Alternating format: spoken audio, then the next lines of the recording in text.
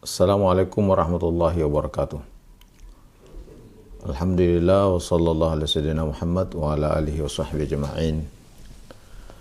Pada kesempatan ini bahasan kaidah fikih, kita akan angkat kaidah yang sangat populer, yaitu al-masyaqqatu tajlibut taysir. Masyaqqah, kesulitan, dapat mendatangkan kemudahan, menjadi peluang bagi seseorang untuk melakukan hal-hal yang mudah bagi yang bersangkutan. Kaidah ini adalah kaidah azimah, tawaturun naqli anil a'immah fi ta'zimi qadriha wa bayani manzilatiha fil fiqh islami. Kaidah yang besar, yang agung, yang menjadi tawatur, menjadi kaidah yang dipindahkan secara mutawatir dari para ulama-ulama, imam-imam, karena memiliki posisi yang luar biasa penting. Kita coba menjelaskan apa itu al-masyaqqah. Masyaqqah berasal dari kata syaqqah, wal jamaknya masyaqqun atau masyaqqatun. Syaqqa itu juga bisa diartikan terbelah atau beban yang berat, kesulitan. Al-usru wal-ina al-kharijaini an haddil ada fil ihtimal. Jadi kesulitan yang menjadi beban bagi seseorang untuk memikulnya. Ayat yang menyebutkan tentang ini di dalam Al-Quran, Allah Subhanahu wa Ta'ala berfirman dalam surah An-Nahl ayat 7, wa tahmilu athqalakum ila baladin lam takunu balighihi illa bisyiqqil anfus. Jadi hewan yang membantu manusia untuk mengangkat beban berat ke tempat atau daerah yang diinginkan, yang bebannya itu menyulitkan, menyulitkan orang untuk dipikul, maka perlu ada bantuan hewan sebagai alat transportasi. Jadi dari segi bahasa, masyaqqah itu adalah beban berat. Nah, beban berat itu bisa menjadi alasan hadirnya at-taysir. At-taysir dalam bahasa, dalam etimologi adalah as-suhulatu wal-luyuna, kemudahan.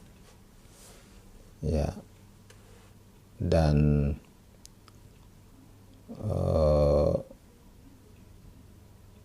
suasana menjadi fleksibel, tidak memberatkan.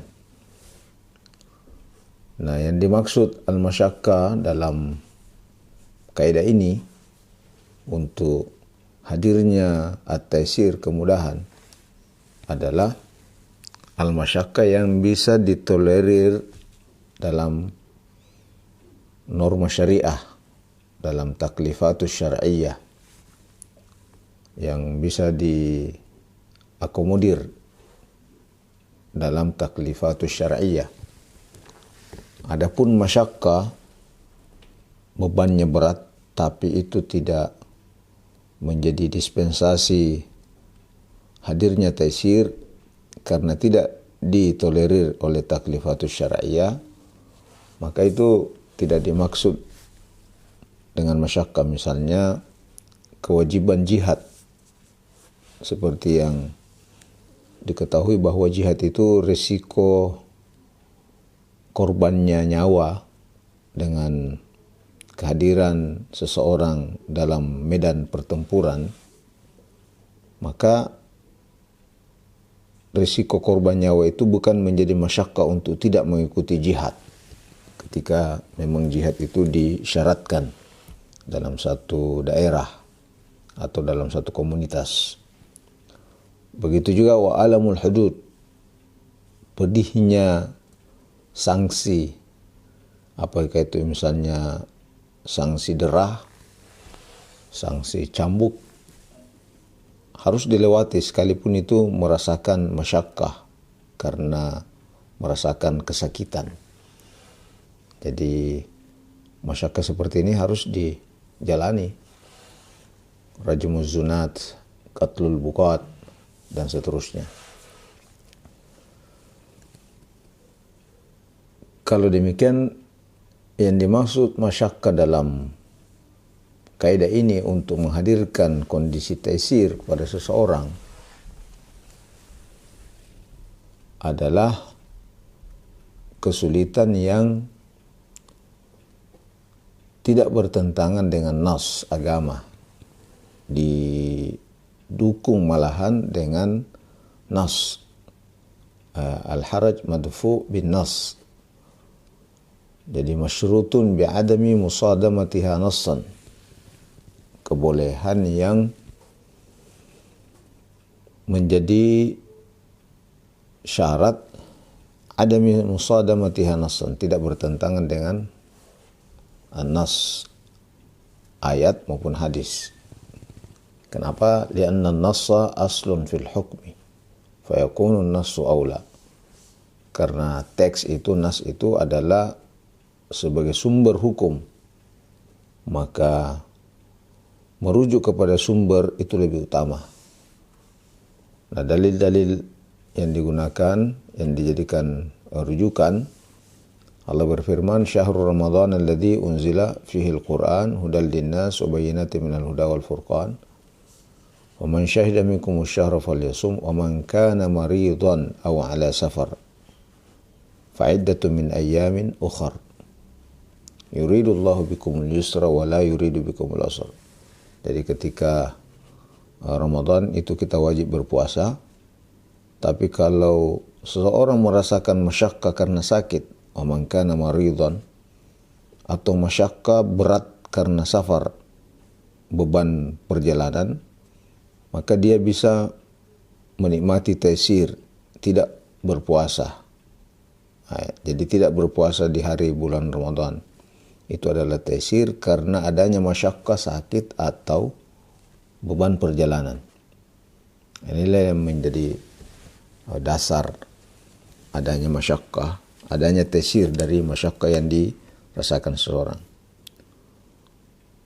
Ayat yang disebutkan di sini tentang puasa tidak berarti hanya sebatas puasa saja, tapi juga kewajiban-kewajiban yang lain.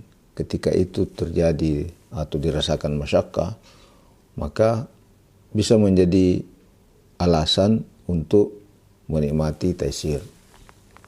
Inilah ayat sebagai dasar kaidah yang utama,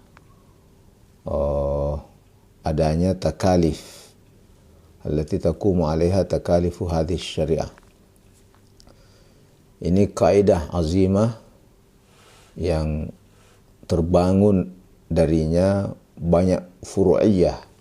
Ya, jadi al-masyaqqatu tajlibut taisir adalah satu dari kaidah pokok al-qawaidul khams yang terbangun dari masalah-masalah fikih yang dihadapi oleh manusia yang tidak terbilang jumlahnya.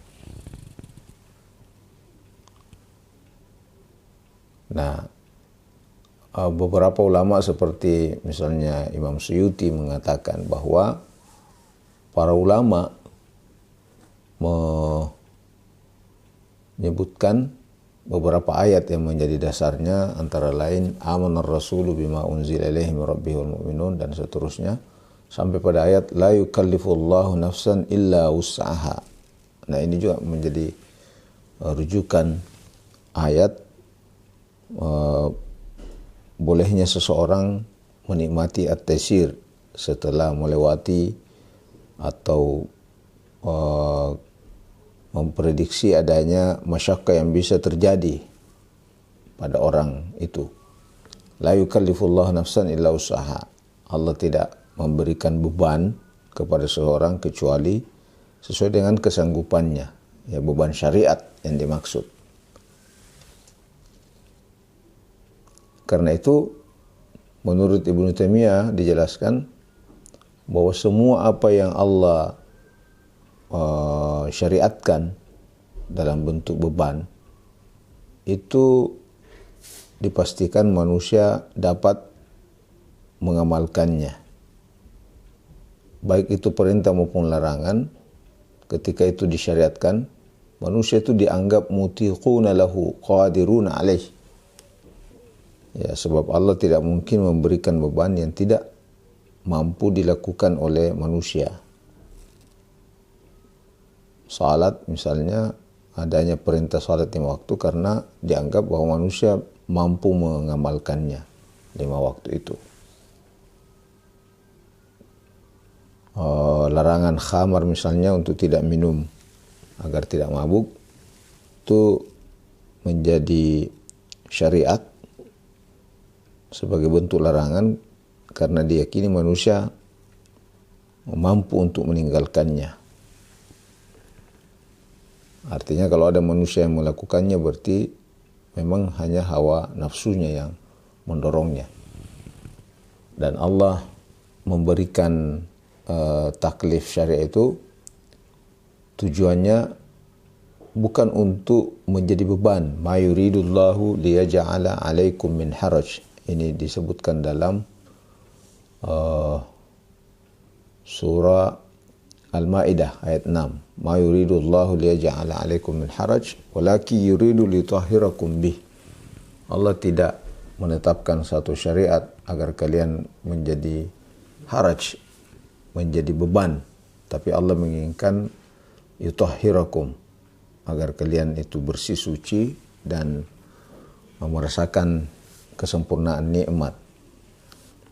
Adapun dari hadis yang menjadi dasar hadirnya kaidah ini, su'ila Rasulullah sallallahu alaihi wasallam, Rasul ditanya, ayyul adyani ahabbu ila Allah, yang mana yang paling bagus dalam agama ini?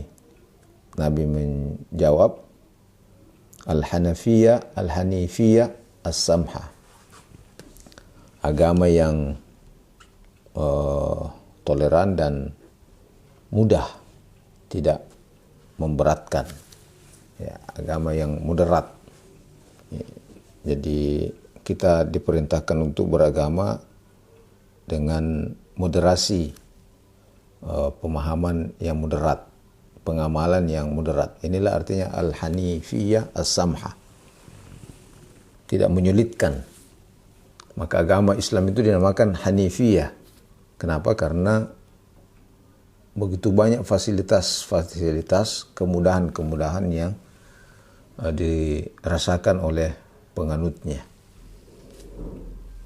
Abu Hurairah radhiyallahu anhu dalam hadis Sahih Bukhari disebutkan bahwasanya Rasul bersabda, Inna dina yusr, agama itu mudah, wa la yashaddid ahadun illa ghalabahu. Jadi tidaklah orang menjadikannya agama itu sebagai sumber kesusahan kecuali dia akan merasakan kesulitan atau terkalahkan. Karena itu Nabi menganjurkan untuk mendekati agama itu secara proporsional, ya, sesuai dengan ukuran yang sudah ditetapkan. Yassiru wa la tu'assiru, wabashiru wa la tunaffiru. Berikan umat itu kemudahan dan jangan mempersulitnya. Nabi didekati oleh para sahabat, ya karena agama itu dirasakan sebagai ideologi yang solutif dalam berbagai masalah. Nah, dari kaidah ini al-masyaqqatu tajlibut taysir, ada beberapa masalah yang terselesaikan. Ya, dari sekian banyak masalah. Misalnya beban perjalanan, jawazul iftari fi, ketika orang berpuasa itu boleh iftar, boleh tidak berpuasa karena beban safar, perjalanan.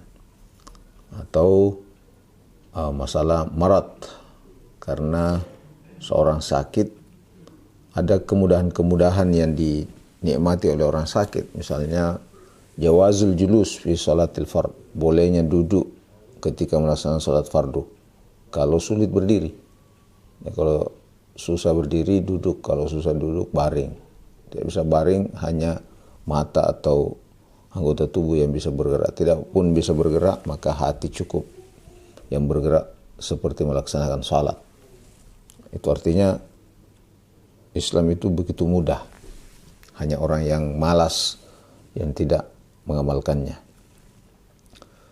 Juga masalah-masalah lain seperti misalnya ketika terjadi kondisi yang bisa mengancam nyawa, misalnya dalam kondisi perang, ya, lalu kemudian seseorang itu harus secara verbal lisannya berkata kufur tapi hatinya beriman.